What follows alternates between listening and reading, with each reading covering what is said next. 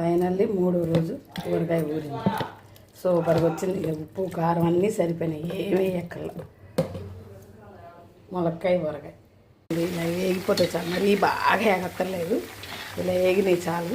ఇవి తీసి స్టీల్ ప్లేట్లు వేసుకొని తర్వాత పచ్చడి కోసమని ప్లాస్టిక్ డబ్బాలో కలుపుకొని పెట్టుకున్నాం. ఇవన్నీ అన్నీ తీసుకున్నాను. చల్లారాక డబ్బాలో వేసుకొని అన్నీ కలుపుకొని ఊరేస్తే 3 రోజుల తర్వాత తినొచ్చండి. ములక్కాయ పచ్చడి పెట్టినాను. ములక్కాయలతో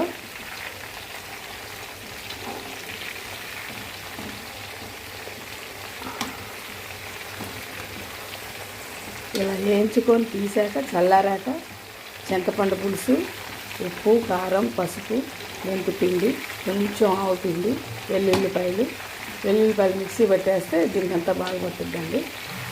ఇంగువ వేసి శనగ నూనె కానీ ఇంకా నువ్వు పప్పు నూనె అయినా వేయచ్చు, కానీ దీనికి అక్కర్లేదు, శనగ నూనె వేసినా చాలు. కొంచెం వేగాక తీసేయటమేనండి. చల్లారాక ఎలా చేయాలో చెప్తాను. హలో అండి, ఇందాక వేయించా కదా, ఇవి పసుపు వేసాను కొంచెం పైన.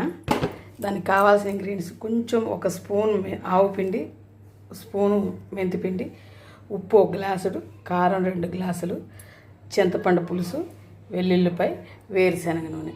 ఇంతాక వేయించాం కాబట్టి పచ్చిదే పోస్తానండి నేను. మొత్తం కలిపాక చూపిస్తాను. ఇదిగోండి, మెంతిపిండి, ఆవు పిండి, మెంతిపిండి, ఉప్పు, కారం,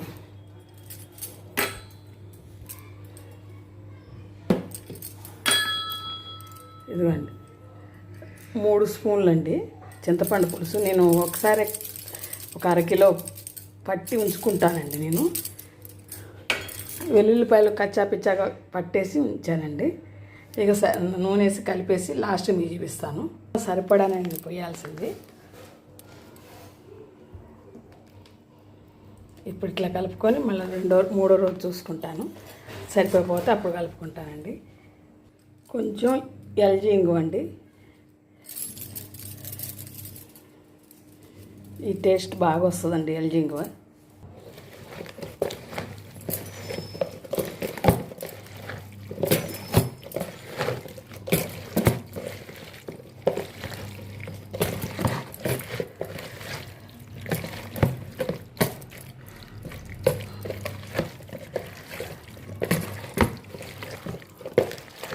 అంతేనండి. 3వ రోజుగా నూనె కొంచెం